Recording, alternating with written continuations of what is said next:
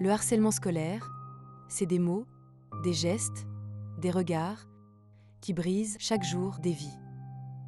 Derrière ces sourires disparus et ces visages fermés, il y a des enfants qui souffrent en silence. Ne fermons pas les yeux.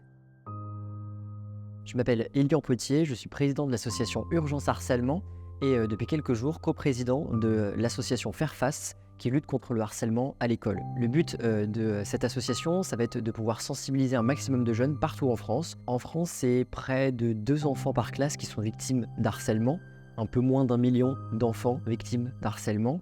C'est déjà un chiffre qui est alarmant, qui montre qu'il reste encore énormément de choses à faire dans la lutte contre le harcèlement à l'école. On a certes évolué depuis quelques années, depuis ces dernières années, mais tant qu'il y aura ne serait-ce qu'un seul jeune victime d'harcèlement, tant qu'il y aura ne serait-ce qu'un seul suicide, ça veut tout simplement dire qu'on n'a pas terminé, ça veut tout simplement dire qu'il reste encore énormément de choses.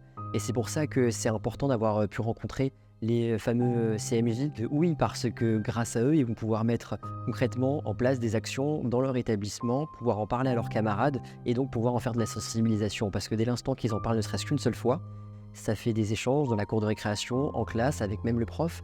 Et donc du coup, on arrive aussi à lutter contre le harcèlement de par ces échanges. Et en tant que jeunes, ils ont aussi cette possibilité du coup avec leur parcours, avec leur manière d'échanger, cette simplicité d'échanger du coup avec leurs camarades pour pouvoir les sensibiliser à cette thématique. Alors si vous avez votre ami ou une personne de votre famille qui est victime d'harcèlement, vous pouvez contacter le 3018, c'est le seul numéro qui existe pour signaler des situations de harcèlement à l'école et de cyberharcèlement, ou les contacter par chat sur leur site internet ienfance.fr.